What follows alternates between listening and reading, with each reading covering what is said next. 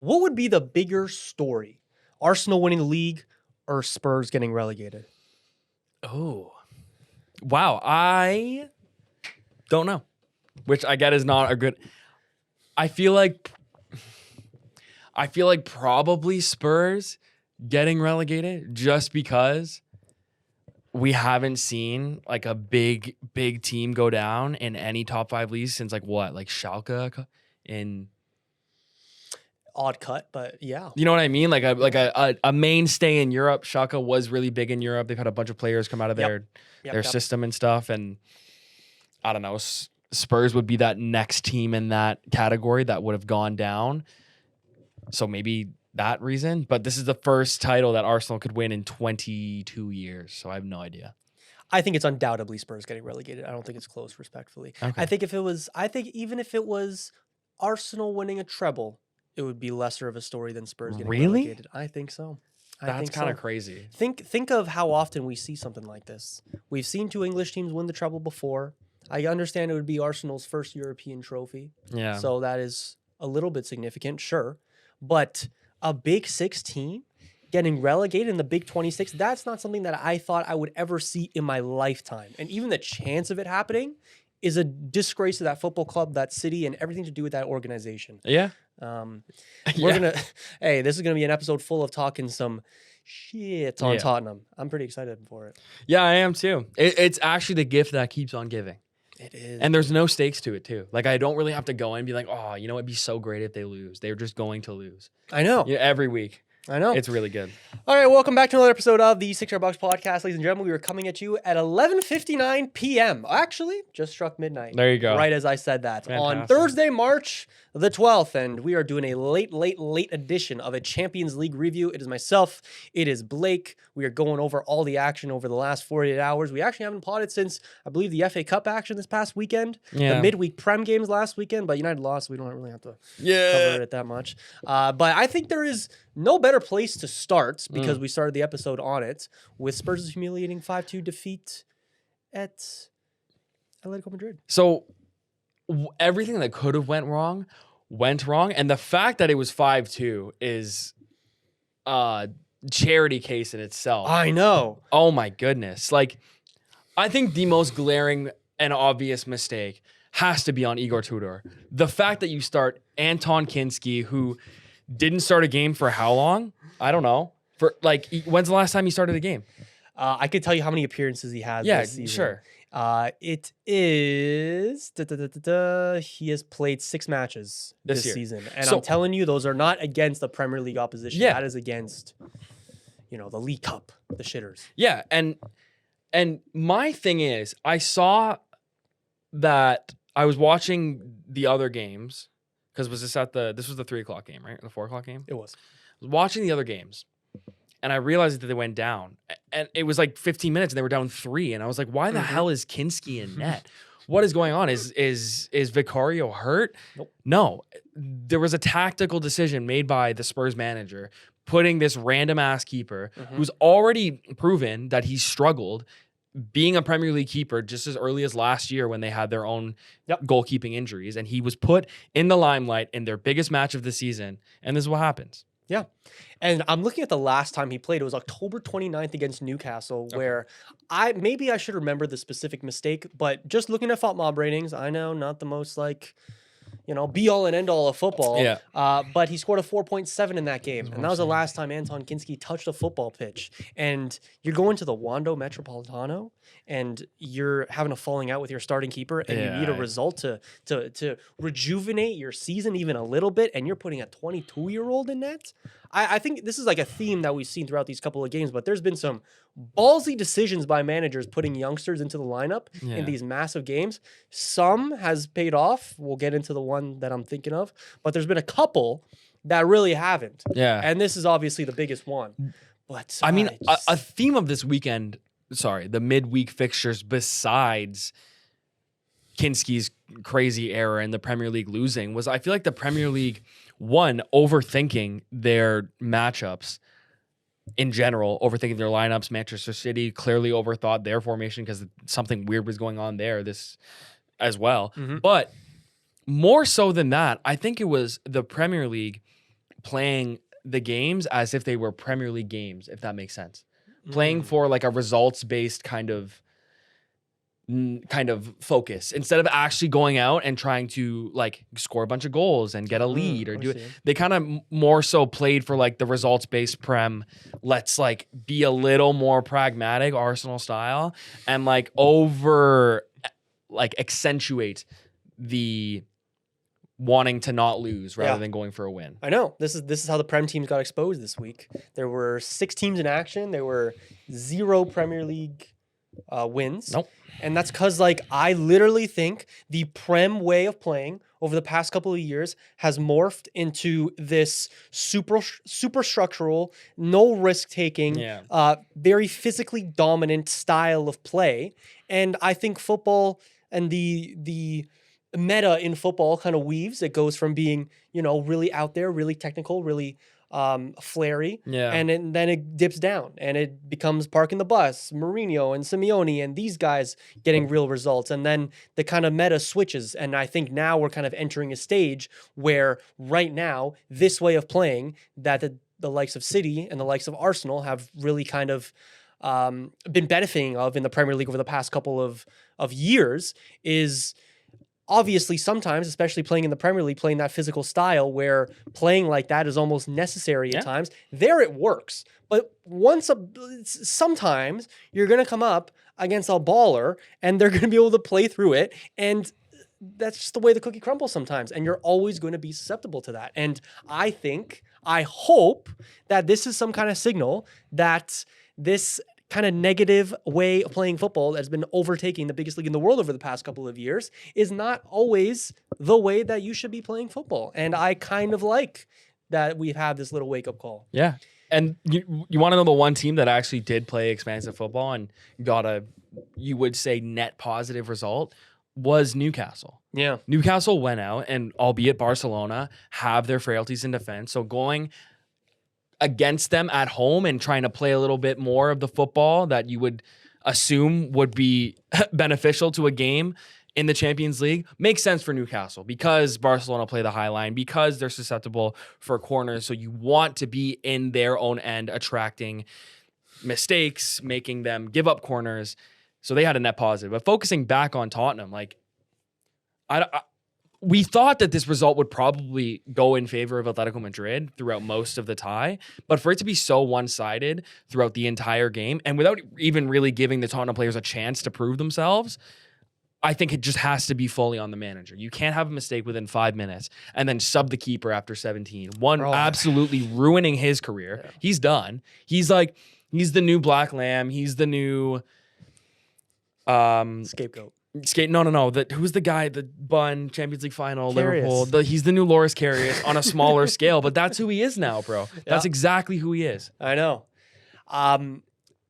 We said already that 5-2. 5-2 is a very, very flattering scoreline to Tottenham. This could have been worse by halftime. Yeah. This could have been worse by full time. This could have been an all-time Champions League drubbing.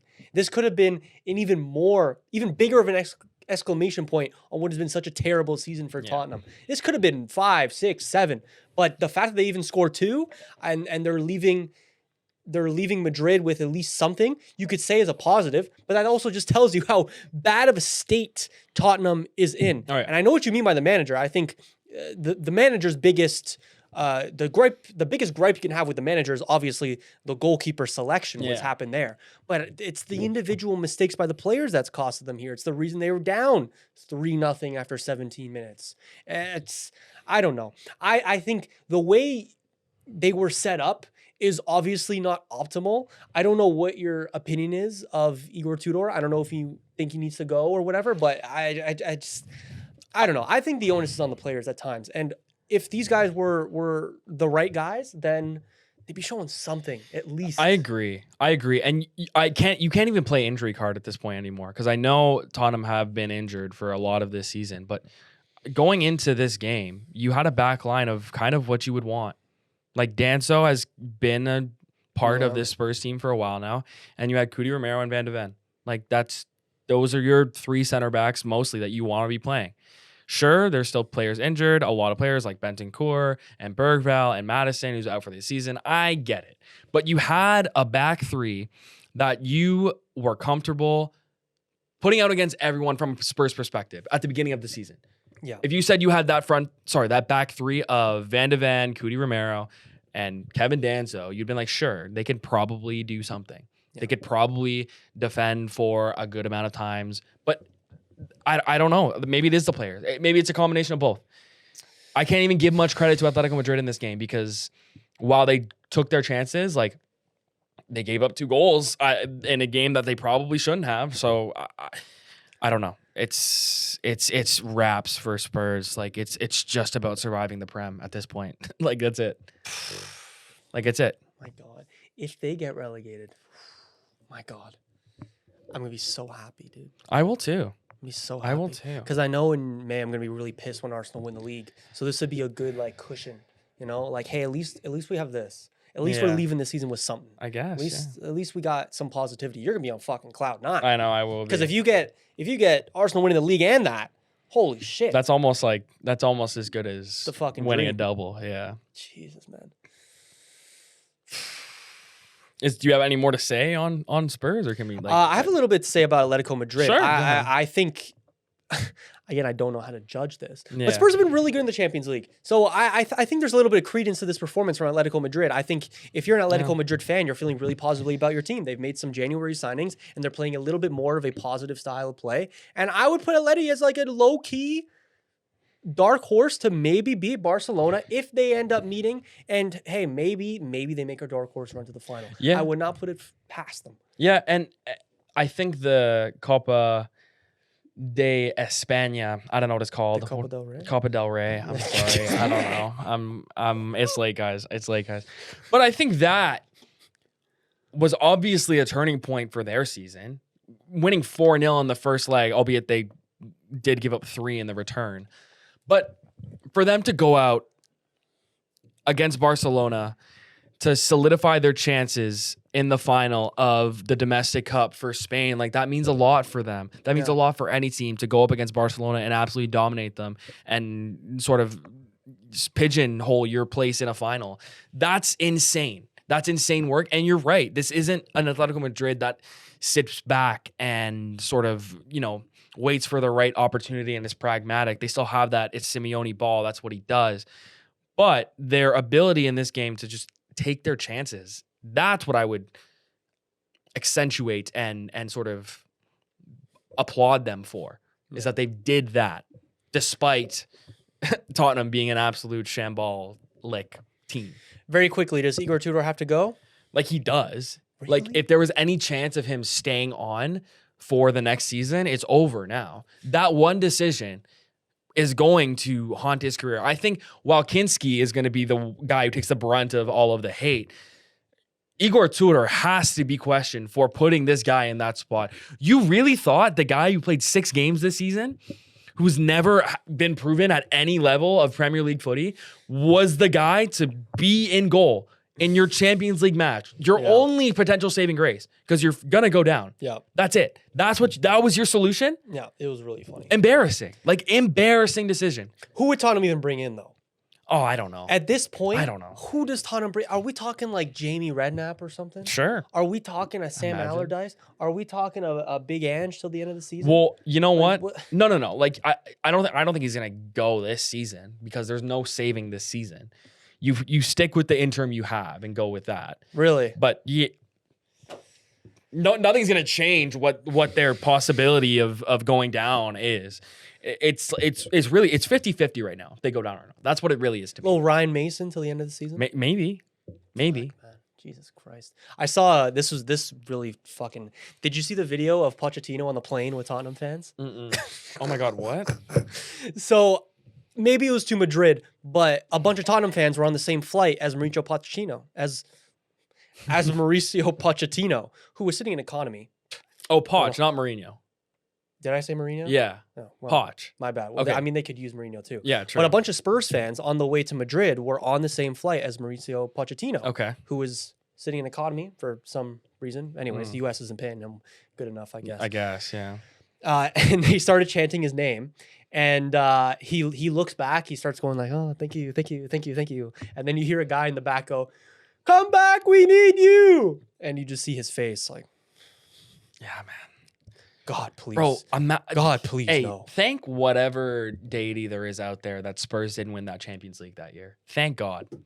I know. Thank God. You want to talk about one of the worst teams to win the Champions? Actually, they played well that season. But Bro, Ruben Amorim has such blood on his hands giving that freaking franchise a trophy and thinking and having them think that they're big time and giving them the confidence that they're actually going to change and not. hey, and it just he should have stayed, according to you. He should yeah, be I Arsenal. do. I do. But he does have blood in his hands. Any manager in that position that gives Tottenham their first trophy, God knows how long, Yeah, fair. has blood on their hands. Fair.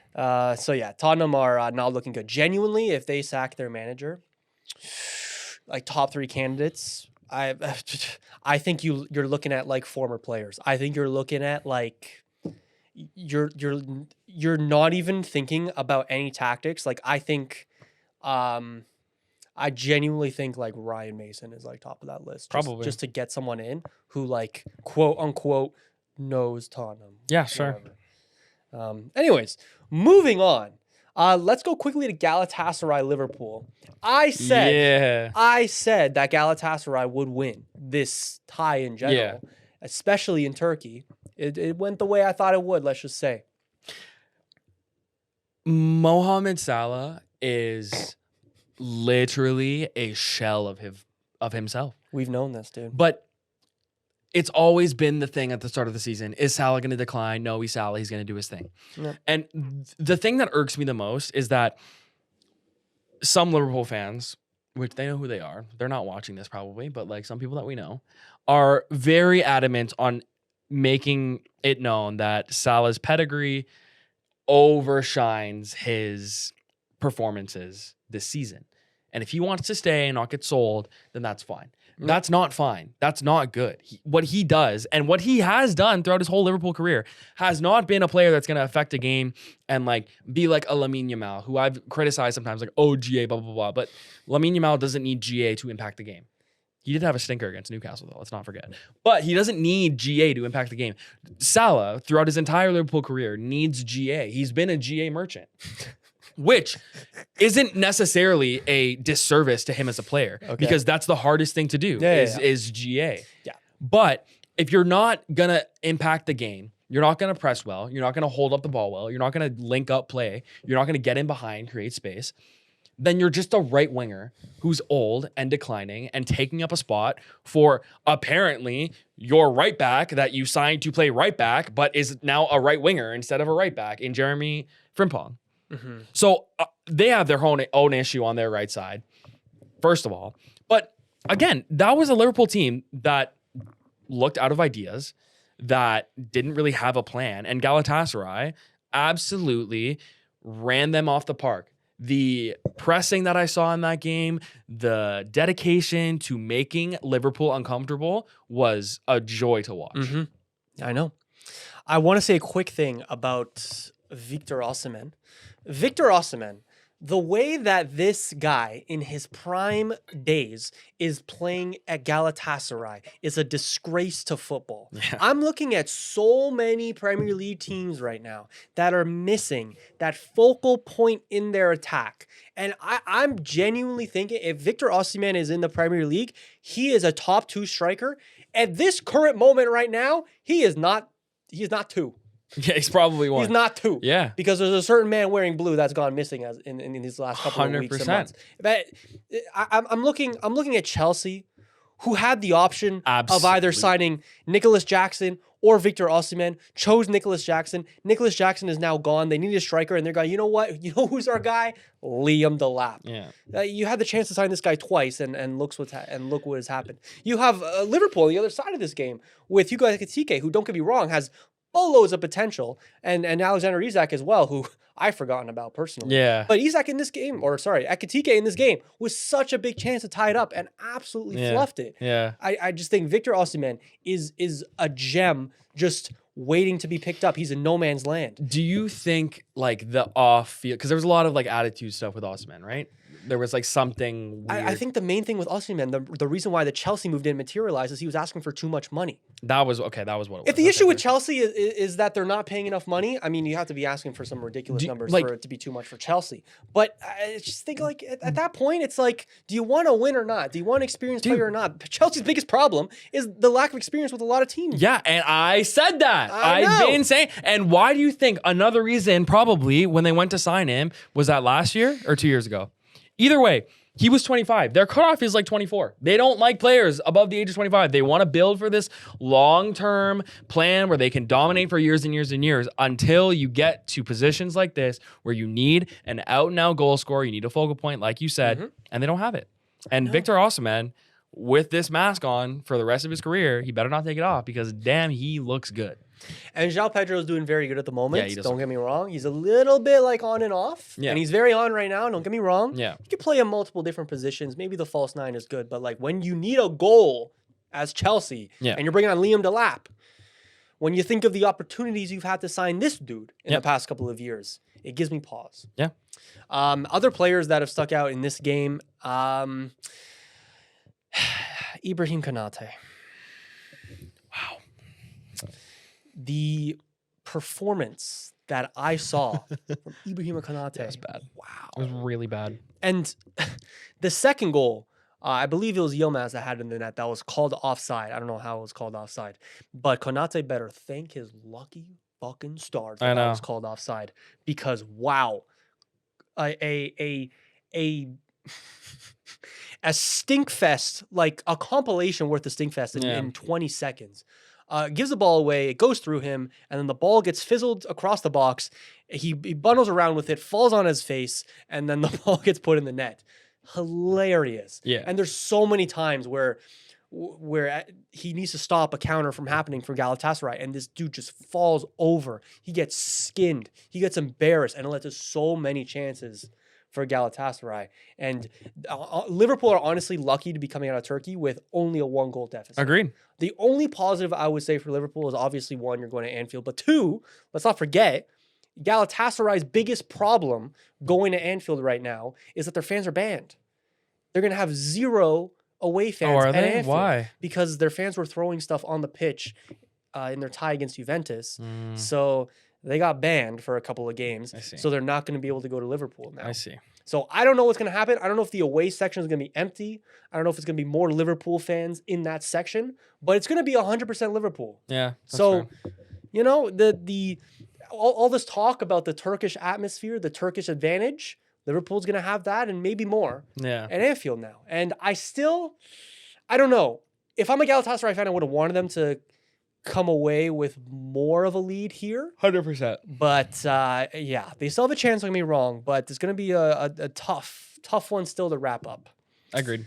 That's about all I have to talk about this game. We can move on here. The next one I have here is Atalanta, Bayern Munich. There's not much to say, really. Yeah, the only thing I would say is I did not think it would be this one-sided. And if Arsenal do end up making the final and it's against Bayern, I'm Get terrified. a little ahead of yourself there, buddy. I said if. But I'm scared. I'm scared. I don't know how Nicholas Jackson is starting Champions League games for the best team in the world, maybe, or second best team in the world. Fucking even Luis Diaz has 40 GA in 43 games. Elise has even more than that. Harry Kane didn't even have to start this game for them to be dominant, and he's having maybe the best individual season of across any one of the continents. You know what is probably a product of this too is that football is a very mindset-driven sport, right? If you are hot and you are feeling like you can do unbelievable things, you're probably going to do unbelievable things. And being in a Bayern team where you win the league every year, there's really no pressure in your domestic league games. Just go out and ball. Go out and try and play your game. You don't have to worry about going up against Manchester City, Arsenal, Liverpool, Man United every single other week because the product of the league is just not as good. So you can have Nicholas Jackson having a good season and getting a lot of reps under his belt that are positive reps. They don't hurt his mindset. They don't hurt his progression. All they do is just pump him up for when he needs to perform. Yeah. So then you get in these big games and this is what you see. And same thing with Luis Diaz. Luis Diaz has always been a great player. He's shown in the Premier League that he can do it. but you move over to a worse league, you have an even better season than you ever had in the Prem. And look what happens. You get in a better position, your mindset gets lifted up, and you can absolutely ball out. And that's what Bayern have done. Yeah. Is Bayern the scariest team in the league? Or, sorry, is Bayern the scariest team in Europe right now? Bayern are undoubtedly the scariest team in Europe right now, and it's not particularly close. It's not. There's no weaknesses in their game. They can score at will. Like you said, they didn't even start Harry Kane in this game. I know. They have everything going for them. They have one of the scariest, most promising youngsters on the planet right now on the bench, not even able to touch the field in this game. Like, it's scary. And Bayern took a couple years off of Champions League success, considering their win in 2020. Yeah. Is that right? Yeah, it is correct. There is an elephant in the room that we have not addressed yet in this game. I think it's a big headline. It was Alphonso Davies coming onto the field right after halftime, actually grabbing an assist, but then apparently, if the reports are to be believed or to be correct, I think having an injury on the calf? I think so. calf. That might sound right. I don't know. It's either that or the quad. I feel like I should get this right. Either way, like, it's so unfortunate. Hopefully, it's just a little, I don't know, something, and it's not that bad. But man, if Fonzie isn't healthy for the World Cup, It is a hamstring. Yeah, that's injury. This was, as a Canadian, this Alphonso Davies injury is heartbreaking. It has me fuming because let's not forget, it was almost a year ago where he was playing for Canada and he was a little bit day to day, but he insisted on playing, and we took the risk playing him, and then he got re-injured, and Bayern were going to sue Canada for this. Yeah. Fast forward now, and twice has Fonzie come back from injury prematurely for Bayern and gotten re-injured. Yeah. This time for the hamstring. Yeah. And again, I understand the player wants to get out there. He wants to make the March window to play for Canada. And obviously, he wants to play a World Cup on home soil. But again, in this game, when you're already up by 3-0 against Atalanta, you don't need to bring on the injury risk. Yeah, I didn't get that. It's completely unnecessary. And it's a complete double standard of what Bayern were saying not even a year ago to the national team. It has me fuming. Bro, Jonas Urbig started this game? I didn't even know. Canada's injuries right now, if you keep talking, I can find it quickly. Yeah, sure. I mean, like, again, the only thing that I can say that is a knock on Bayern is that, like, I feel like their goaltending isn't fantastic, but, like, I guess it's fine. Like, they win every game in the Bundesliga. Yeah. What am I supposed to criticize them on? Like, what am I supposed to criticize them on? Notable injuries for us right now is Derek Cornelius, Moises Bombito at the moment, I believe, is also injured. I think so, yeah. Jacob Schaffelberg is injured right now, and obviously Promise David suffered a pretty big one a couple of weeks back as well. I believe I saw a stat that we currently have like 6 injured defenders. It's always Canada. Good. It's always Canada. It seems like from the management of the injuries to just plain old luck. It's frustrating, man. Yeah, like at the worst time as well. At the worst time. Yeah. Derek Cornelius is injured too. Yeah. Not to say that one. Not good. Not good whatsoever. So obviously, best of hopes go out to Alphonso Davies, go out to every single injured Canadian right now. I know they all want to get better as soon as possible, but to their clubs, please do it properly. Do it properly. That had me a little bit pissed, and it's definitely look. Obviously, as a pure Canadian bias, I obviously don't have a horse in this race because United doesn't want to make any European football this year. But I kind of want to see Bayern do well because I want to see Fonzie do well. So I was a little bit happy with this result until I saw Fonzie freaking go off, and now I'm a little bit like, well.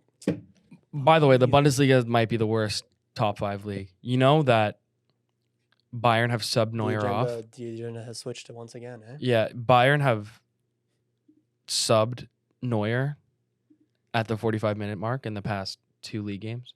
Yeah, I think he's coming back from an injury or whatever, but they've subbed him at half in 2 straight league games. Hey man, I mean, from what I have, dude, why is that bad, Bro, Why is that bad? Because that just never happens. It's planned injury management. For That's different. For a keeper? I mean, he didn't make the bench for this game, so that tells me that at least the last time, maybe he re-aggravated something and he had to come off. But that's crazy. Bro, he's freaking. I mean, they've been playing. They can just do whatever the fuck they want. It doesn't matter. They can do whatever they want. They can do whatever they want. Literally, they can do whatever they want. They could lose 3 games in a row and it wouldn't even matter. Like it literally wouldn't. No, it would matter. It would matter. No, I don't think it would. It absolutely would matter. Why? Because Dortmund is having a fantastic season as well. And while they're obviously not 11 playing points the behind. historic level, Right. if Bayern lost 2 or 3 in a row, then They'd be 2 points behind. yes. They're 11 points clear, Julian. And they have it's over. It's over. It's obviously over. But look, if you want to complain about the Bundesliga, complain about the Bundesliga. I But am. You can't take anything away from Bayern themselves. I'm not. And you could look at the Bundesliga and be like, sure, whatever. But the reason that Bayern is doing so well in the Bundesliga is not because the rest of the Bundesliga is so bad. Because Bayern is proving outside of the Bundesliga games that they're just like that. So yeah, but take what you want away. They also, I know we're not watching anyone besides those top 2 teams. So it's like, you know what? We're speaking in the dark here. okay, sure. You can't tell me how Hoffenheim's been doing. I can't, but I can tell you that Hoffenheim and Dortmund maybe make top 4 in the Prem. Hoffenheim certainly don't. The fact that in 2 weeks you have named me 2 leagues that are at the bottom of the top 5 No. ranking, and neither of them is Liga, is disgraceful. Well, no, okay, Serie A is still worse, and because they got destroyed by Bayern, so Serie A is still at the bottom. Don't worry. Serie A will never not be the bottom. They'll never get through the allegations. You triggered a lot of people with that. You did. Good. I mean, mostly Toronto people because, Yeah, because they're all fucking Italian. Vaughn I and guess, that, bro. right? Yeah. Yeah. Anyway. Okay, moving on to let's do a little bit of Newcastle Barcelona. This is We a touched on it a little bit yeah. as well. Not that I really expected that much different from Newcastle. If I'm being that honest, I kind of had a feeling that St. James would be rocking. in this Yeah, one. me too. It was a really fun watch, and Yeah. Newcastle went for it. They did, which could have gone bad. Like in the first minute, Lamine Yamal had like a 2v2 with whoever up top, whether it was Lewandowski, I don't know who it was, but there was a 2v2, and it could have like started the end of that game. I Yeah. think if Barcelona scored early, that would have been wraps. Yeah. Because Newcastle would have opened up even more, and the Barcelona front three would have absolutely feasted. But that didn't happen. They stayed firm, and what happened? Like the goal from Harvey Barnes was really good. Yeah. And what did it come from though? It came from what we know Jacob is Ed. Barcelona's weak point. Yeah. Is their lack of attention to detail in defensive situations, on crosses, set pieces. It's little lapses in concentration that Barcelona are susceptible to, as evidently clear as last year in the Champions League against Inter Milan. So good on Newcastle for putting on a really good fight. And then, dude, the penalty is so unfortunate, but was a penalty, and you just penalty. try your best in the new camp, which I don't think will go well for them, but that's okay. It's okay, bro. They've shown a lot. From a Newcastle standpoint, Newcastle have had a really tough season in the Prem. Yeah. Objectively, they have. They've not performed the way they should have. There's a real good chance they don't even get European football this year. Yeah. There's a real good chance that top 5 isn't even UCL this year if everyone gets eliminated from the Prem. That's a good point. Like, that's True. also a thing that you could. Oh shit! Yeah. Like, top 5 might not even be UCL. yeah. Well, it's a little bit wraps for Newcastle either way, but yeah. It is wraps, but I don't know. Do you see any way back for them? I say way back. In this tie, maybe you can never count anything out completely. Yeah, I guess. But look, that midfield has impressed me once again. Yeah, man. I know from firsthand experience, whether they have 11 or 10 men, that Newcastle is just dogs. I'm looking at Sandro Tonali in particular. Yeah, bro. If I'm him, I'm frustrated. I don't want to stay at Newcastle past this summer. Yeah. That man deserves to be at a top club. He deserves to be in that Barcelona midfield. Sure. He deserves to be at these top teams. Yeah. He clearly has a talent. He Yeah. has the energy. He fits modern football to a freaking T. Yeah, he And does. if you pair him up with the right guy, or Joe Linton, apparently, he's made Joe Linton go from one of the worst strikers in the Premier League to one of the best midfielders in the Yeah, Premier League. best How does that 18 happen? team. I How don't does know. that That's happen? crazy. It's because he's playing with freaking Joe Linton. Obviously, Bruno Guimaraes has an impact on that as well. But Come home, baby. Come home. Him or Goretzka? Tonali is from Arsenal. No, but like home isn't like my home, Oh, such a ruin the vibe. Imagine Arsenal signed Tonali or Goretzka. So what's your midfield? It's all depth. Zubi drops to the bench. Okay, the So- guy you just signed for 50 million. Yeah. Oh! You want to play that card? Yeah, You really want to play that card? Okay. Because City didn't just sign Semenyo and who else did they sign? They signed another fifth guy in this winter. Semenyo in and Gahey. As if they didn't just sign that. They also have like they signed Kushner for 45 last winter. Like I don't know. It's fine. But imagine. Yeah, but you really gotta be smart with your finances, Blake. Oh my And, God, you shut know, up. Stop trying to doing- rage me, bro. But like my biggest plaudits for Tonali is that I would absolutely love him in the Arsenal midfield, especially when those random links came at the end of the January transfer window that like maybe he could come to Arsenal. Like imagine a Rice, Tonali, Odegaard, because oh my God, do we miss Odegaard right now? All the Odegaard haters are literally in the mud. In the mud. If you don't understand why, then you don't watch Arsenal enough. But yeah, of course. You missed Odegaard today. I think you missed Havertz today. Oh, what? Coming on, Oh my- coming on early. Because like you've said, I, 'Cause I, like I you wish said- Havertz came on in the 10. He didn't that's, come- That's what I'm saying. Okay, I'm okay, saying okay. he should have been playing in the, Yeah. in the 10. Or Okay. something. Yeah, so okay. I I thought it was Gyökeres hate, bro. I thought it was Gyökeres hate, bro.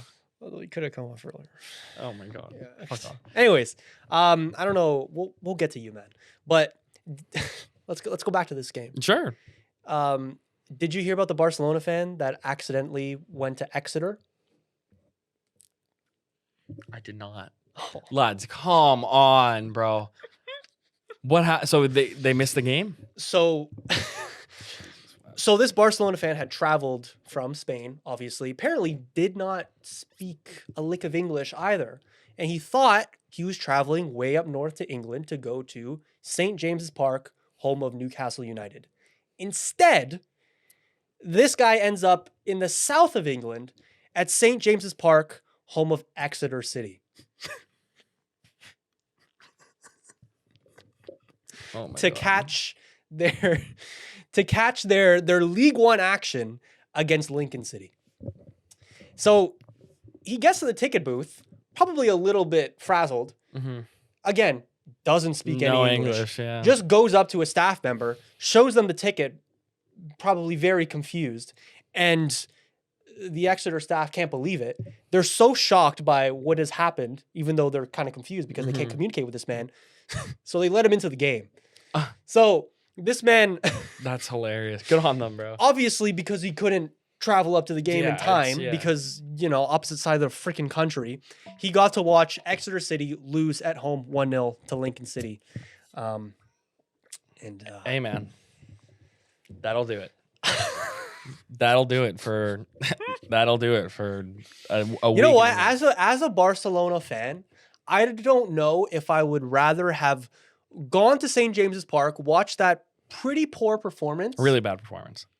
or have the story of a lifetime Yeah, and fair. quite the adventure in unknown lands Fair. and caught this third division English game. Fair. So kudos to the guy, man. Can I shout out someone? Who am I going to shout Go. out? Who am I going to shout out? Beats me. Aaron Ramsdale. I want to end this episode.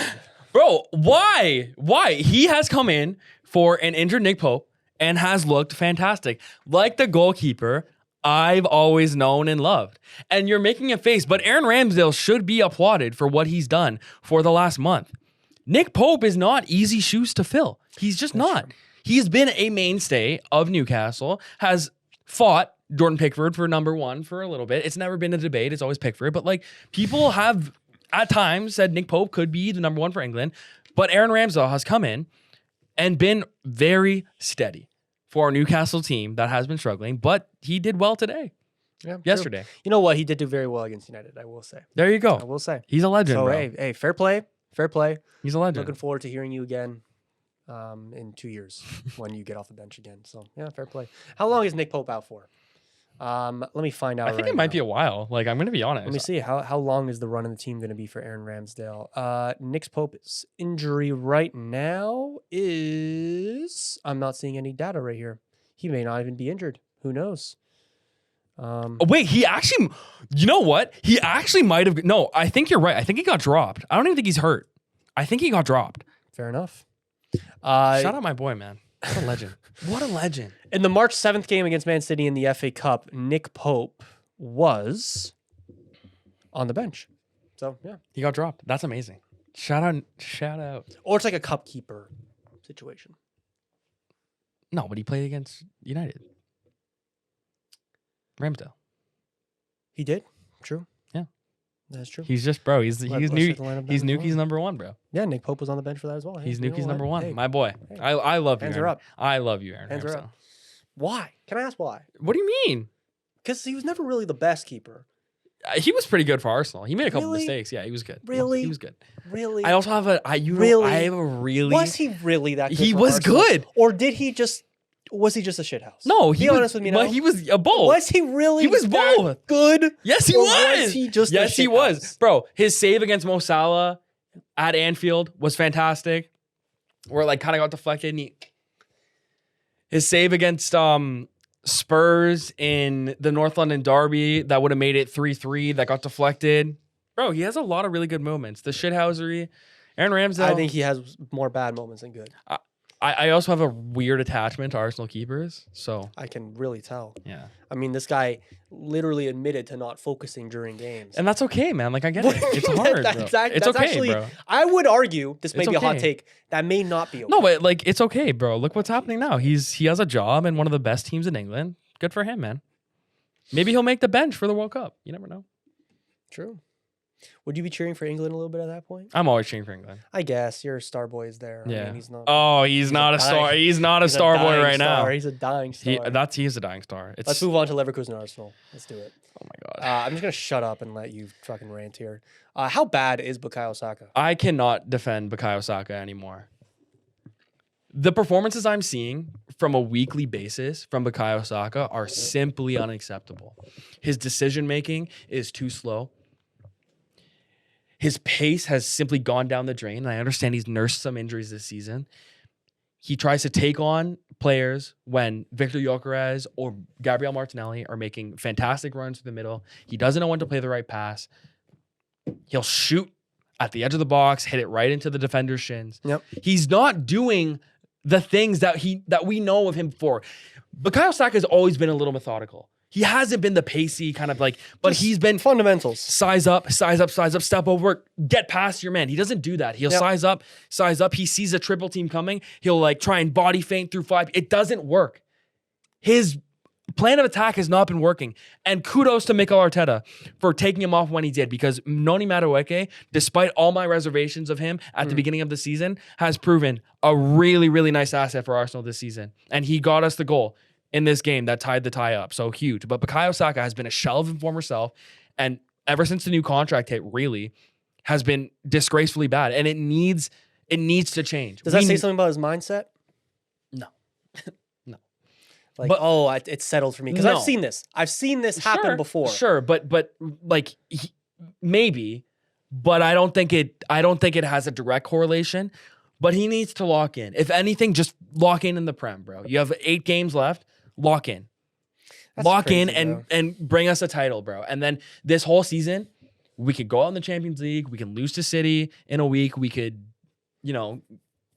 go out in the FA Cup in the next round as well. Win the title, and no one will say anything about your performances this season because you did your job, albeit poorly. You got us the thing. But his performance has been terrible, and it's not okay. It is not okay. It is actually very concerning, but it needs to change. But you're getting away with it. Yeah. I'm so sick of this voodoo magic ass club, bro. Take in your best attacker this season has been your center back. Yeah.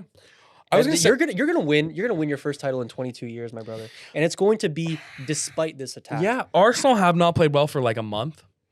They just haven't. But you're just getting it done. Arsenal haven't played well for a month, yet somehow we scrape wins. We're defensively solid enough, Yeah. And it works. This is what I'm saying. You've had timing against you for so many seasons in a row, but timing is completely. I mean, it seems like almost everything is on your side this season, whether it be injuries to other teams and to Oh my yourselves, God. whether it be the luck of the draw, Yeah, cry more. Yeah, whether yeah. it be, and what the Luck point of is, the draw. and what the point is. Luck of the draw should not take precedent in the UCL format because we won the league, won every single game. We should technically have the easiest draw. But it was random. But It was either you or Bayern take on Atalanta and are on the side with every single UCL winner of the past 10 years. Sure. And it just happened to be you. Same goes for like. Why are you crying, bro? Like, I'm okay, not and we did our job. We got first in the fucking UCL format. We deserve to get the best draw. My larger point, and this was supposed to be a compliment to you. I'm sorry I offended you.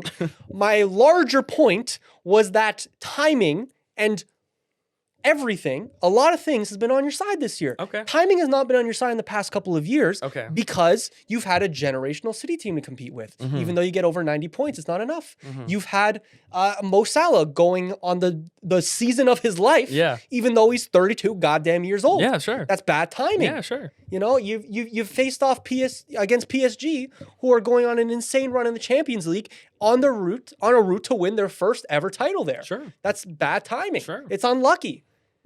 Saka getting tripped up by Neuer. It's a 50-50 call. Didn't go your way. That's bad luck. Yeah, it was bad. Thank you. Because, it's not. It wasn't a 50-50 call. but it was a wasn't. pen. No. You know who brought that up? relax. And I was watching. Shout out Rory, who's not watching. He brought that up on video this past week. So W.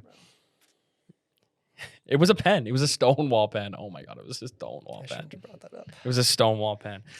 But yeah, you're right. Timing is on our side. And There is no, just like how you did not seize your opportunity to take on what was in the second half of the season a little bit of a fraudulent Liverpool side. In the second half of last year, Liverpool were a little bit up and down, Yep. but you did not capitalize on those shaky performances. Sure. Nobody is similarly competing with you. Like, you really don't have somebody on your heels really putting the pressure City, on. it's 4 points They're if they win their not game. on your It's heels. 4 points if they win their game in hand. Like Everton at home is not easy. But that being your biggest competition, what I've been saying from the beginning of this season, even though, hey, hands up, I predicted City to win the league this year. But from match week 2 and onwards, I was like, no, this is Arsenal's title. I'm an idiot. They have it. If you actually watch the games, City was never really looking like they were going to do it unless it was completely historically thrown away by Arsenal. And that was never going to happen. yeah. But again, if this City team was scarier, if they were really on there, if they But could fucking be you know what? at home, then maybe. I can't really entertain the debate that like if anyone says City Arsenal only won this league because City were bad and everyone else was bad, I'm gonna just shove a foot in their mouth. It's a factor. Sure, but City also spent 120 million in January, got the best 2 available Premier League players that were available to be bought True. in the window. Sure. They've done everything they can to keep up with Arsenal. But Arsenal, despite no attacking player having an outstanding season, despite no one besides Declan Rice, Gabriel having outstanding seasons, and I'm seeing Declan Rice hate on my timeline too, that all he does is pass sideways. And he was a little too conservative with his balls in this game. No one on Arsenal is having an exceptional season per se, especially attacking wise. But what is happening is the quality, their baseline of everyone is very solid. And that's what's getting us through all of these games. And now a 1-1 draw where we played, I thought okay in the first 20-ish minutes, hit the post. Gyökeres hold-up play was fine, looked decent. It did, bro. Bro, we're not doing this. Gyökeres was undoubtedly the best out of the front 3 in this game, in my opinion. Yeah, brother. You just talked about how bad Saka was in this game. Yeah. And the other winger is Martinelli. Bro, Martinelli has 7 goals in the UCL this season. Martinelli is Martinelli. Yeah, but he's also not a bad player, bro. He's not great, but he's not bad. He's not. He's not bad. Oh, brother. Bro, if all these players are so shit, how are we winning the title? Because you have such a good midfield and defense, and you're winning despite a terrible attack. It's not terrible. It's not great. It's not terrible. But for potential league winners So- and Champions League contenders, it is not what you So expect. who's our best attacking player, do you think? Your best attacking player, you would have to say, is Bukayo Saka. Okay. Who's our Still. second best? Your second best attacking player Probably Gyökeres, is Noni Madueke. who has 1 Premier League goal. Come on, brother. I know you're watching the games. You're better than this, Blake. The one thing I will say, Is Madueke better than Martinelli? Please. yeah, probably. I don't know. I think your third best attacker is Kai Havertz. Then I put Victor Gyökeres. Oh my God, stop. You You know what? I'm not going to go Antoine levels. Yeah, Antoine's deluded. Yeah. Antoine's hate on Gyökeres is I would then say Max Dowman. oh my God. I would then Max- say Max Almond should get a run. I would by the then way. say Gabriel in a corner. Oh my God. I would then say Declan Rice standing over a corner. I would then say Mikel Marino in April 2024. Then All I right, would go enough. I would go Martinelli in the Champions League. And then I would go Gabriel Jesus in 22-23. Okay, enough. You're so Then I enough. would go Miles Lewis Skelly against Oh. Man City last year. He played great. And then I would go Martin Odegaard, but like a couple years ago when he wasn't shit. No, interjection. Arsenal are missing Martin Odegaard right now. And it's so blatant. It's so blatant. What are they missing? Bro, What are they? what this are is they why missing? this is another thing that I cannot understand. You people who dissect Arsenal Okay, games, we get it. There may be an agenda. no, Tell me how. No, Tell there me why is. I'm wrong. I am because Tell me. while Eze is great at turning with the ball and driving with the ball, if he doesn't have space to do so, then it's not really effective. Martin Odegaard, while sometimes a little too pragmatic, has the ability to create space for other people and dictate the play. We don't have a ball dictator. We don't have a ball dictator without him on the pitch. Name me 3 games he dictated this year. The game again. I can't name it off the top of my head. Nobody can. Because they don't exist. No, brother. but they do. Like Martin Odegaard, we don't have a player in the squad like Martin Odegaard. Besides maybe Kai Havertz, but all he does is play up top, and he doesn't have a role. Kai Havertz played like a dual number 8 against. I agree with you. I Lincoln or agree. whoever the fuck I we agree played that in you the need FA somebody Cup. in there that can control a game. But Yeah. I'm telling you, Odegaard for the past 2 years. Okay, has not been that guy. sure. But at least. So you're saying in an ideal But world where at Odegaard least if it wasn't working like it was in this game, you could have had Odegaard in that spot. And then for your Victor Gyökeres hate that you guys seem to have, you could have had Kai Havertz coming on for him and not having to drop back into a cam position and bring on Gabriel Jesus.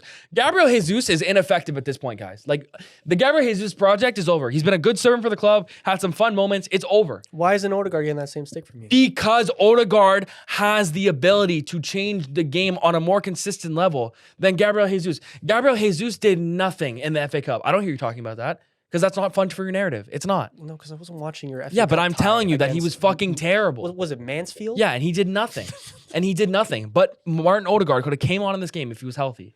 And instead of having a lack of control in the midfield, because Eze, while a great player, is good at dribbling, good at driving the play forward, like I said, if it doesn't have the space, it doesn't work. Martin Odegaard can dictate balls, crazy, dictate it like the game through his ball playing ability. Don't do He that can. hand motion after saying what you He just said. can. He can dictate the game through his ball playing ability. And that's something that Arsenal consistently have missed over the last month that he's been out. Is he the direct solution? Obviously not, because over the past 2 years, he hasn't been good enough. But does he offer something different that in this game, if they had, would it provided a different approach that could have opened up the game more in the second half? Absolutely. If magically Odegaard turned the clock back Oh my 2 God. years, Okay. then sure. But you're looking at it with a little bit of rose tinted glasses, brother, because I am looking at it through the fucking data. So everyone sucks then. Every Arsenal player sucks, but we're top of the league. We're probably going to go through. everyone and- playing in front of Rice and Marino, respectfully, this season has not been up to expectations. Unless it's the Champions League and you're talking about Gabriel Martinelli. But he sucks too. So let's go to let's literally go to the beginning of the end of last year. Sorry, a great performance against Villa at December 30th, 2025. He had a great performance in that Bournemouth game. You're giving me. You got a great performance in that Bournemouth game. He had a great performance against Brighton. That's 3 games in a row where he was dictating play, had GA to back it up as well. Great. Then going into the next, you're looking at FOTMob. He had a cup. No, but I remember these games. You asked me for games you're looking at a chart and you're looking for green. You asked me for games he was. And you're good. like, I don't really remember this game. Oh my god! But you know what? He had 7.9. Oh my god! You asked me for games. Dictated the game. Bro, you asked me for games he was good in. I'm giving you games he was good in. You can't just. Yes. This is what. Here's my thing. If Arsenal were so fucking garbage and all their attacking players were so shit, how are we top of the league? But the defense, we have to score somehow. We have players who can offer different things in attack. And Martin Odegaard is one of those players that can do something that not everyone else on the pitch can do. Are you going to sit here and actually tell me that Martin Odegaard is like not a good player? No. Okay, good. So then he's been in bad form for 2 years. But I just showed you at the end of December, he was really good. He went through a bit of a rough patch again in January. Then he got hurt. For every 3 games, he'll have a good one. Okay, sure, whatever. I just showed you 3 games in a row. We had 3 great games, but that's fine. Over 3 months. Sure, whatever. If you can be right, because you're never gonna agree with me. But I want to prove everyone wrong. That you know what? It's funny. Like, I don't always interject on your guys' opinion about your players, because I don't watch your teams the way that I watch Arsenal. In the same vein, you guys should do the exact same thing, because I know this team, whether I can articulate it well or not, better than you guys know this team. And if you're going to sit here and tell me that Martin Odegaard, out of the squad of players that we have, everyone healthy, is not the best solution to what happened in this game, if the starting lineup was the exact same and Martin Odegaard was available off the bench, if he wasn't the best solution to what happened in this game, we're watching different games. I'm just saying, I don't think it's a hot take to say that Martin Odegaard hasn't been in good form. And I remember it like it was last month, because I believe it was, where it was Kai Havertz starting in the 10, and you guys had a particularly good performance in the Champions League, and you said, this is the formula. 100%. Odegaard makes it too slow. Yeah. And we play much better with Kai 100%. Havertz. And that was 5 weeks ago. Yeah, and you know what? I stand by that point. But Kai Havertz got injured and is still coming back from injury, and he cannot start for a full 90 minutes. I know. It's the cycle. Roles could be reversed, and you'd be like, you know what? It's time to take Odegaard out the team and experiment. Yeah, but this is what happens when you have players who aren't mainstays because they don't perform well enough, but they have quality to them. I know. So what do you want me to say, bro? Opinions change. Kai Havertz and Martin Odegaard have quality to them. Yeah, okay, great. They do. I'm agreeing. Okay, and in that 10 position, you have them two and Eze. Look at all the quality you have there. Great. Yeah, look at all that quality. I know, it's good, but zero form. Right, but it'd be great if like all 3 of them were healthy at the same time. That'd be fun. Yeah. Anyway, shout out Bayern Leverkusen for. We always get into some crazy freaking. Yeah, because you guys just fucking. Not even a long debate, just a pointless one. Like, I do think. You know what? In a year's time, Max Dallman will be starting in that position. He'll be locked down, and you know what? This one will be like. Remember when we were arguing about Martin Odegaard? Sure, yeah. He's doing really well right now for Real. The best thing I'll say about Bayer Leverkusen is that. Arsenal in this game against Bayer Leverkusen, that they really didn't give up much either. Like, it was just the corner and the lapse of concentration off the kickoff that led to them conceding. Other than that, it was a normal Arsenal defensive performance. That was good. Fair enough. I imagine the prediction is they're gonna, pull it back at the Emirates. I think it'll be like 3-1 at the Emirates. It might get scary. I see that, but I think those should be fine. Yeah, I mean, like, Leverkusen got past, the first 2/3 of the pitch pretty easily and pretty often, I'd say. But when it got up to like their striker, I believe it was a 19-year-old. His name was Christian Kofane. Kofane, something. Kafane, I don't know. Kafane. Obviously, you have 2 of some of the best center backs in the world against them, but it was like it's like a black hole. Like, when it went to him, it was like it was not getting out of there.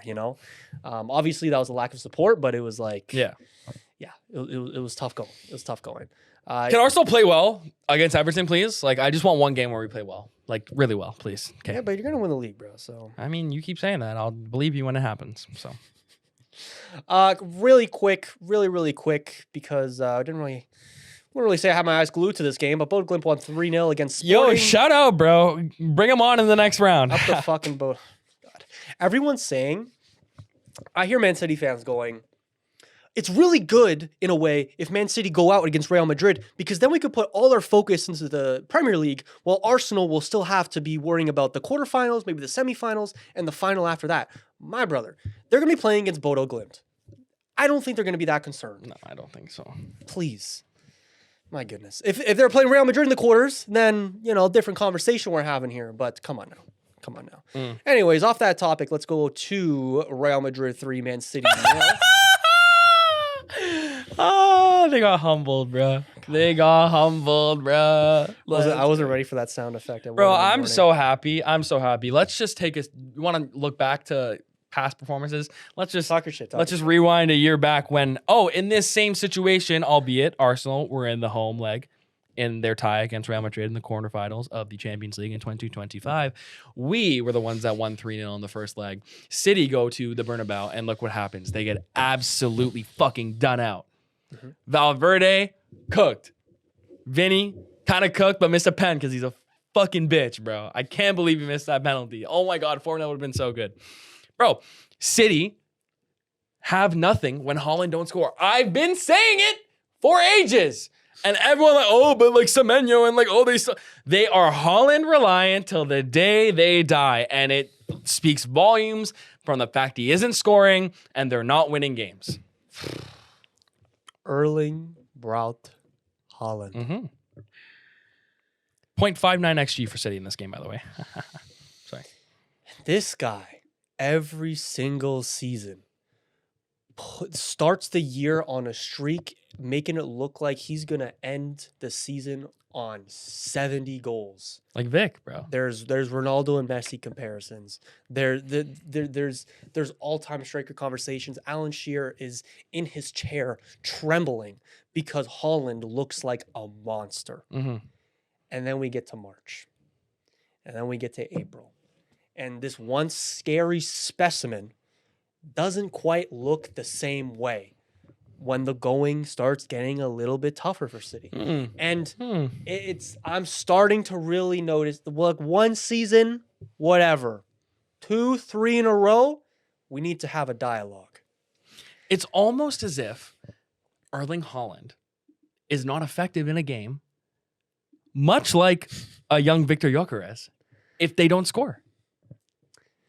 By your standards, that's what it seems like, and that's what happened. He's looked like Victor Gyökeres out there.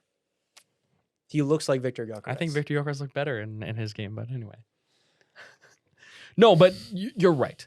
This Haaland thing is getting to the point where his ability to actually impact the game without scoring a goal is put into question, because it's the same thing with Salah. You can be great at scoring goals like Cristiano Ronaldo. Is Cristiano Ronaldo like a guy who is gonna create space for? No, but he was just gonna score in every game. He's the best goal scorer we've ever seen. You'd be surprised. Okay, fair. But you know what I'm saying? You didn't have to question Cristiano Ronaldo's ability to impact the game, because he just would. Yeah. He would score. It wasn't a matter of if.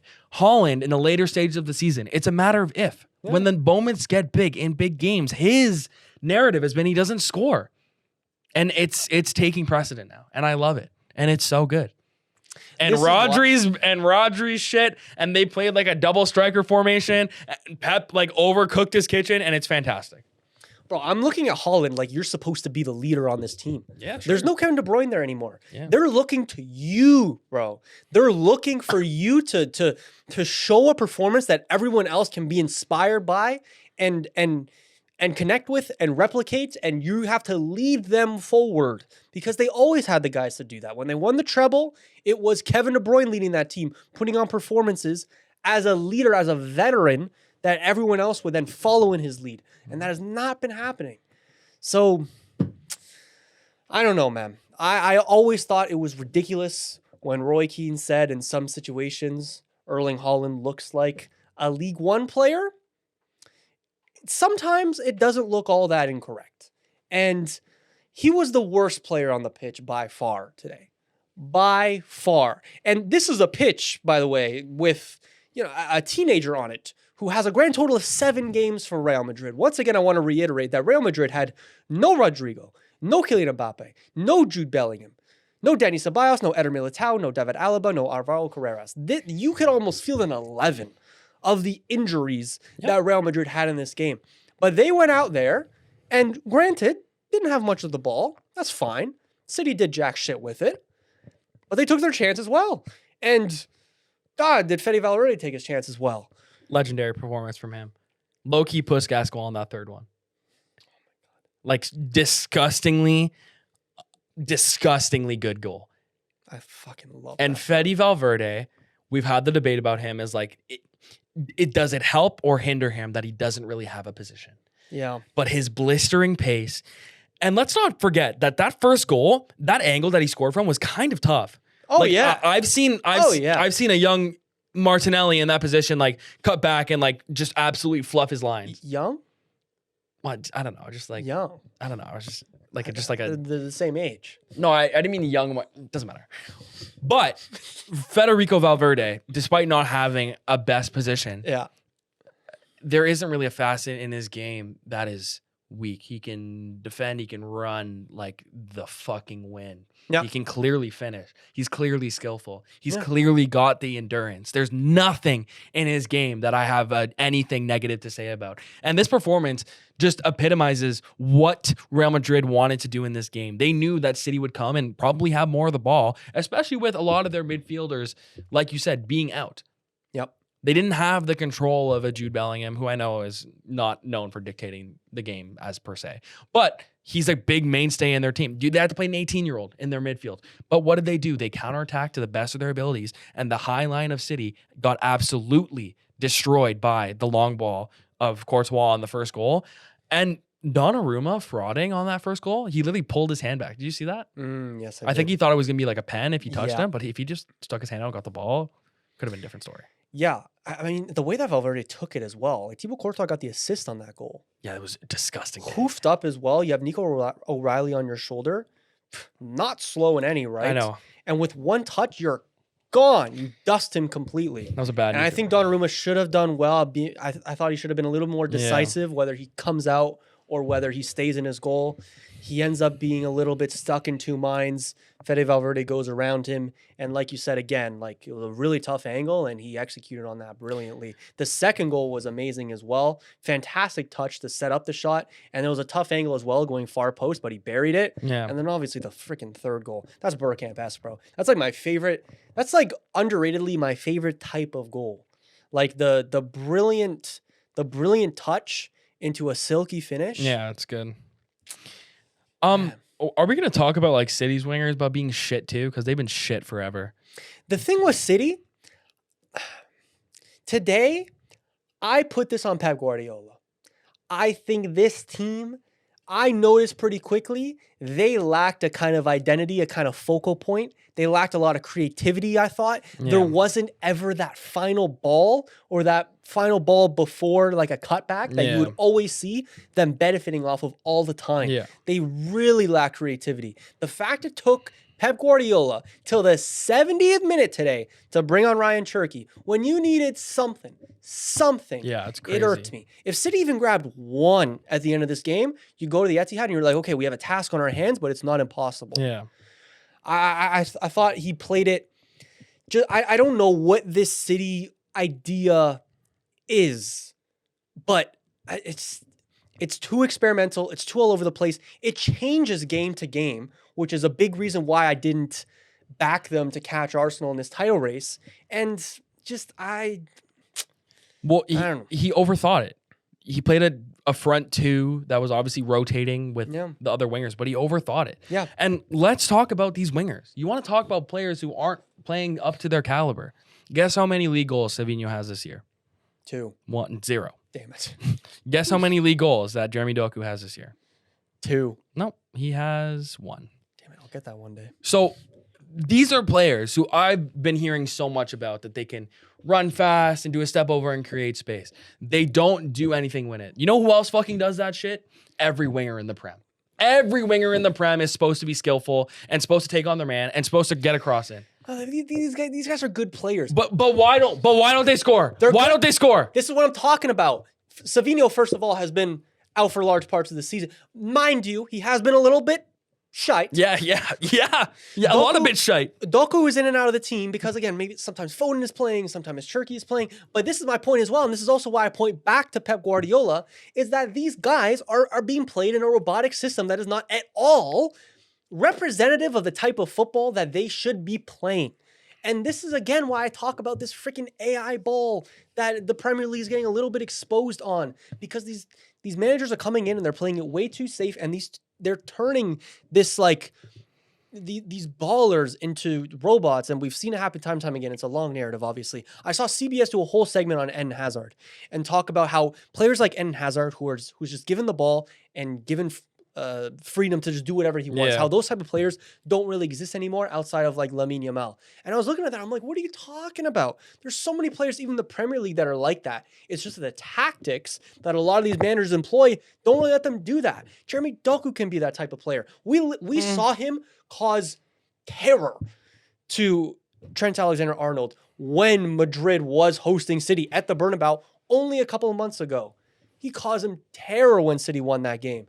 We know Savinho is that type of player. We've seen these types of guys before. How many players have gone to Man City who we know are scary on the ball and they don't really do much? I would say Phil Foden is that type of player as well.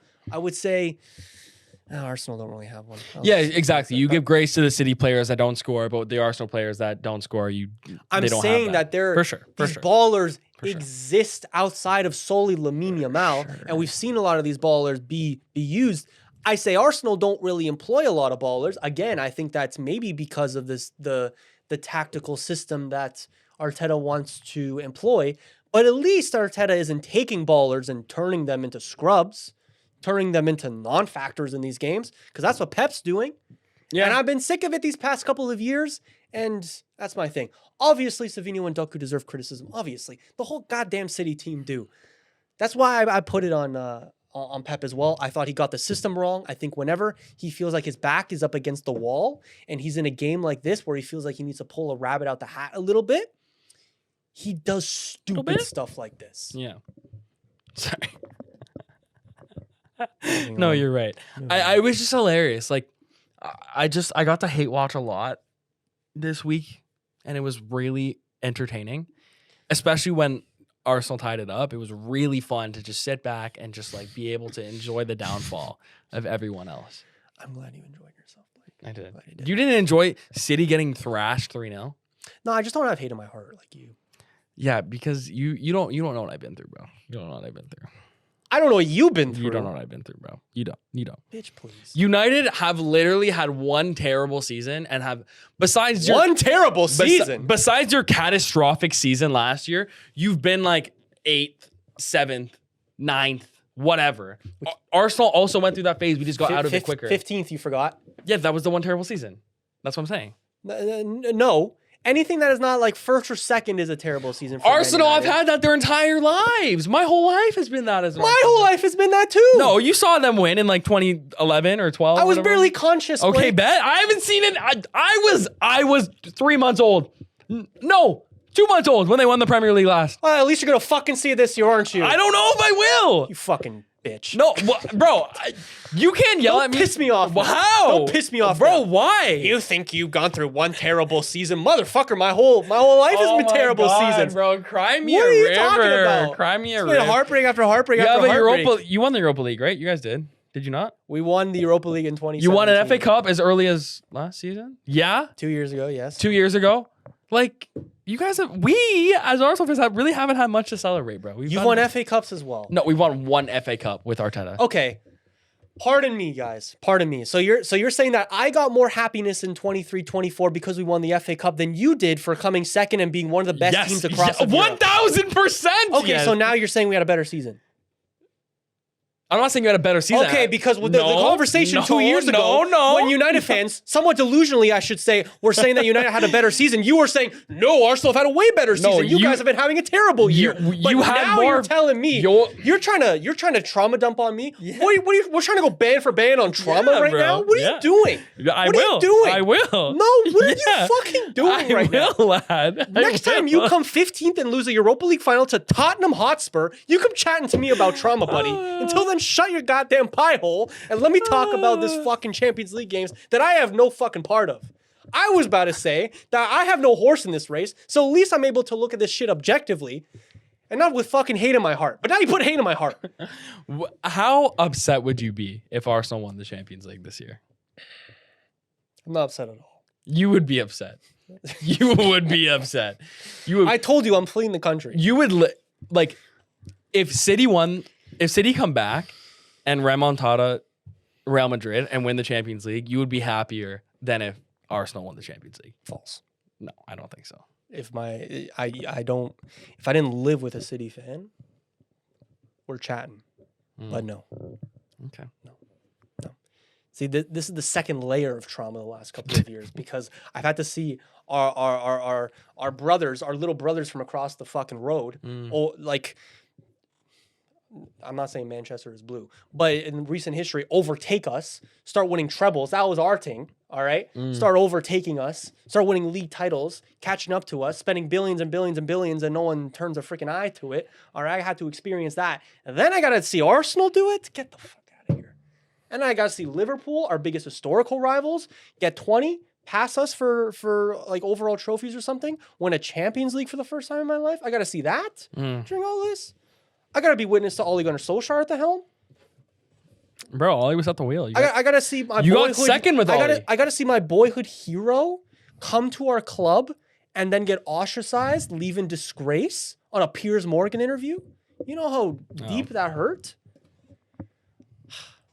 Anyways, it's 1:15 in the morning. I know, we're screaming. It's so funny, though. But, like, I don't know. I feel like my point's still valid. Okay, sure. I'm gonna throw it. Okay, 15th last year, then 8th, 3rd, 6th, 2nd, 3rd, 6th, 2nd, 6th, 5th, 4th, 7th, then 1st in 2013. Like, you know what? When I was 9 years old, we won a fucking league title. Yeah, man, fucking fantastic. Jesus Christ. And if Arsenal don't win the league title, then there you go. You can be happy that we didn't, and I don't have to, like you don't have to see me happy. I want to punch you in the face right now. PSG 5, Chelsea 2. I have nothing to say on this game. I want to say Enzo Fernandez is a disgrace. Pedro Neto actually put in a good performance. Bro, PSG, like... Oh, you got something to say now. Sorry, I'm agitated. No, it's okay. Go ahead. I don't really know how to dissect this game because I actually thought Chelsea were kind of okay. Like, they threw it away. Like, they kind of did. They equalized twice. And, yeah, sure, they... Going into the 74th minute, when Vitinha scored the third goal, you're thinking, okay, beautiful goal, by the way. Really good goal. But you're thinking to yourself as a Chelsea fan, okay, chill at this scoreline until you go to the second leg and you might be okay. You might get something. Yeah. But then they just completely threw it away. They lost their heads. Yeah. They lost their heads in a matter of 8 minutes. It goes from 3-2. Okay, it's still close. We're going to Stamford Bridge next game. It's fine. To 5-2, and it's basically untenable. Chelsea won the XG battle, which, again, doesn't matter because they didn't win the game, but, like, they played well enough. They really did play well enough to, like, get something out of this game. That's my big point. Is from a Chelsea perspective, I'm looking at this game, and I'm like, oh, my God, how did we give away 2 goals like that at the end of the match? And now, instead of a 1-goal deficit going into the second leg, you have a mountain to climb against the defending European champions. From my perspective, 2 things change in this game. I mean, it's like before and after the 60th minute. Because before that, I think the 2 Chelsea goals were gifts. They were, sure. Yeah. If I'm Safanov, I'm very, very grateful for Jorgensen because Jorgensen has taken all the freaking heat from this game in terms of goalkeepers, but Man. Safonov, especially on the first goal, what are you doing, bro? There's another one. Why is Sanchez not playing?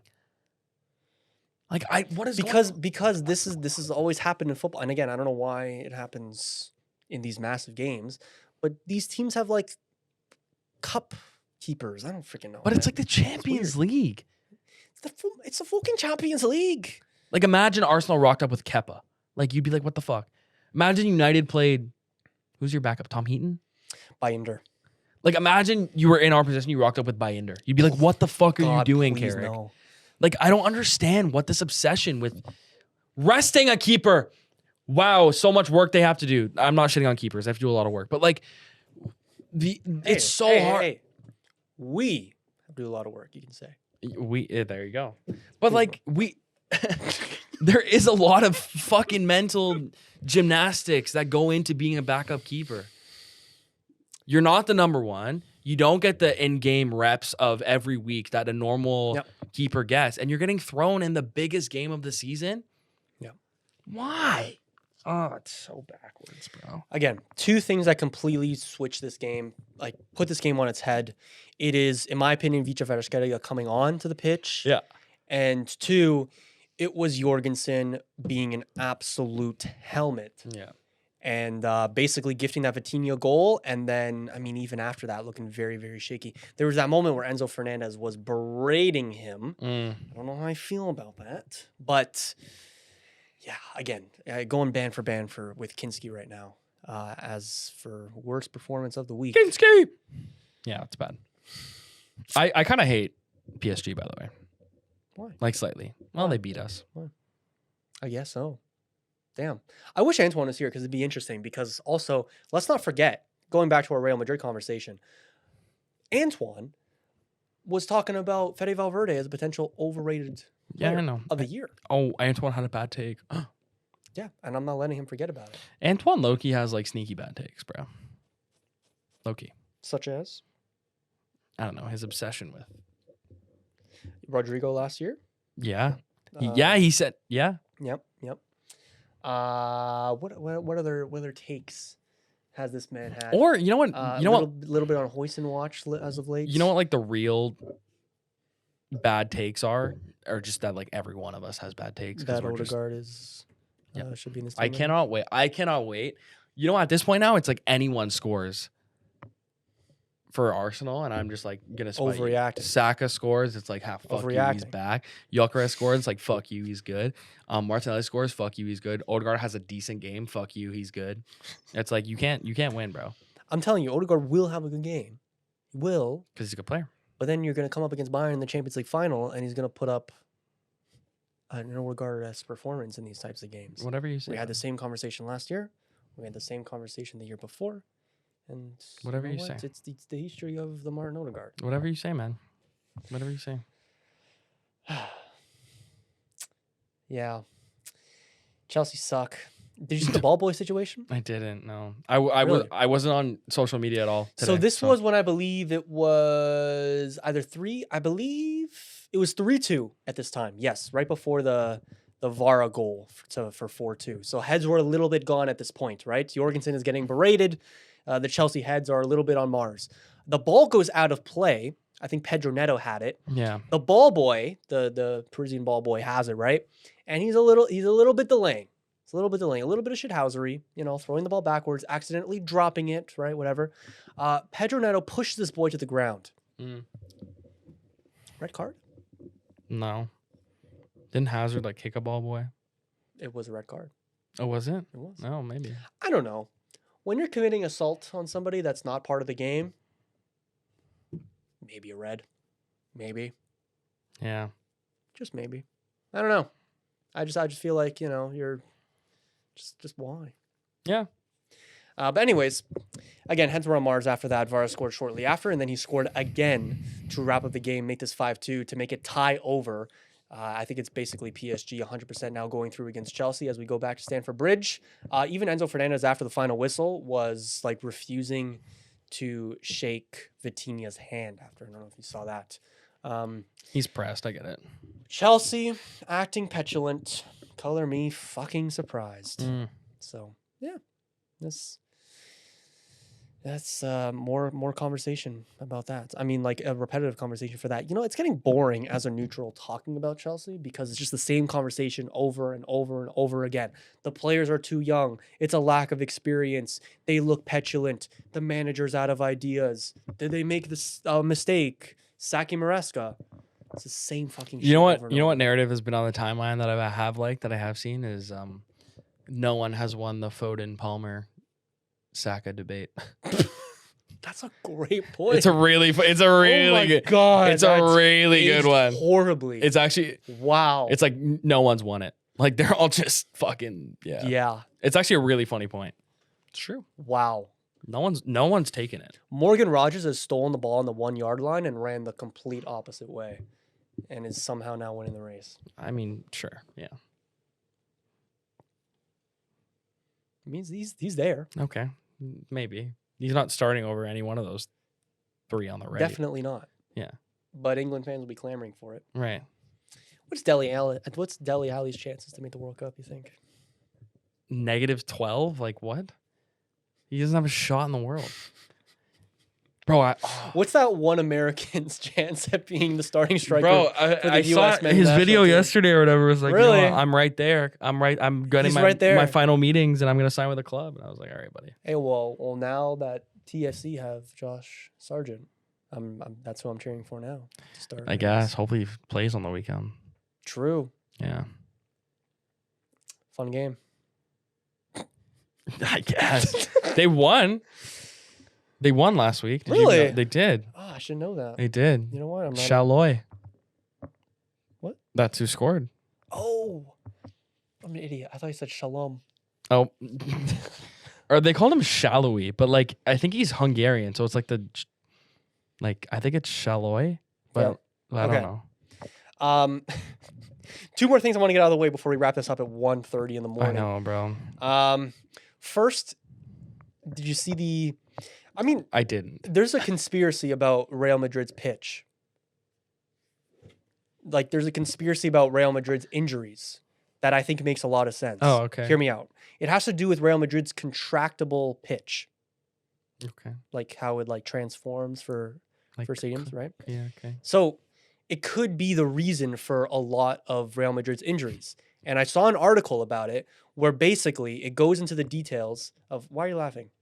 I'm just listening. Why are you laughing? I'm just listening with my eyes closed. Oh, you're trying to okay. Yeah. So obviously Real Madrid have a bunch of injuries. Rodrigo's out right now. Mbappe's out right now. Jude Bellingham is out right now. A lot of those are calf and Achilles adjacent injuries. No like to do with that. No pubalgia. No. Basically, the theory goes that because of Real Madrid's new retractable pitch, what they have to do to the soil makes it basically so that instead of like a couple inches of soil under the grass and then a gravel like base, they basically just have like a couple centimeters of soil and then just straight concrete to make it light and be able to Like retract. retract. Right? But the problem of what that does is because the soil is so firmed up, a lot of players, when they plant their foot in the grass, it gets stuck there. And that's how you're getting a lot of these injuries with their ankles, with their Achilles, with their knee. It comes a lot of the times, if you look at these Real Madrid injuries, specifically at the Bernabeu or their training pitch, which is the exact same modifications of the Bernabeu field, it's the exact same. It's foot's getting stuck in the field and it's some kind of joint or connecting muscle getting injured because of it. So it makes me think, what's another team that is going through a somewhat injury crisis right now who also has a retractable pitch? Tottenham. Is there credence to the theory? I really don't know what I'm supposed to say about this. Like, I really don't know what you want me to say. Like, Okay. like maybe. Okay, that makes sense though. No, it does. It's a good theory. Like, I'm not saying you're wrong. I just like, I should have brought the tinfoil hat for that one. yeah, you should have. That was funny. I should have. I read an article about it, and by that I mean I saw a TikTok summary of the article about it. That's pretty much Yeah. good enough for me. Yeah. Yeah. So Cool. I think Papa Perez getting a little bit greedy for that concert money is causing more injuries to the players, and that Papa Perez, I like that. common nickname I hear. Hmm. But anyways, rapid fire between Leverkusen and Arsenal. Who's going through? Arsenal! Just like run through fucking all of them. Why Okay, not? so let's go through my list of who's going through for the next round, which we've already done, but like with context now. Hold on, I gotta find it now. I can start if you like. Okay, Okay. I have it. I'll start. Okay, go ahead. Okay, PSG are going through. Liverpool are gonna win on penalties. Madrid are going through. Bayern are going through. Barcelona are going through.